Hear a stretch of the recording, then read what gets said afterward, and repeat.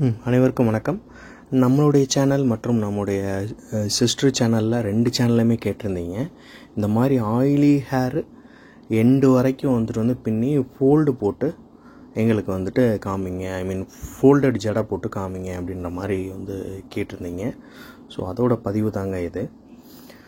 So நம்ம edge வரைக்கும் பின்னி போடுறது மட்டும் இல்லாமல் அந்த நுனியில் நிறைய ஆயில் அப்ளை பண்ணிவிட்டு அதுக்கப்புறம் பின்னி போடுறது மூலயமா உங்களுக்கு நிறைய ஸ்ப்ளிட்டன்ஸ் அவாய்ட் பண்ணலாம் நீங்கள். அது மட்டும் இல்லாமல் ஹேர் டேமேஜ் ஆகாமல் இருக்கும். சரிங்களா? இந்த ஹேர் டேமேஜ் ஆகாமல் இருக்குது அப்படின்ற ஒரு காரணத்தினால முடி வளர்கிறதுக்குண்டான வாய்ப்புகளும் உண்டு. ஸோ இந்த மாதிரி ஃபோல்டட் ஜடை போடுறதுனால என்ன அட்வான்டேஜ்னு சொல்லி கேட்டிங்கன்னா, உங்களுக்கு மெயின்டெனன்ஸும் ஈஸி. அது மட்டும் இல்லாமல் உங்களுக்கு ஹேர் டேமேஜில் நம்ம தப்பிச்சுக்கலாம். இது சம்மந்தமாக ஏதாவது சந்தேகங்கள் இருந்ததுன்னா கீழே கமெண்ட் பாக்ஸில் கமெண்ட் பண்ணுங்கள். மிக்க நன்றி.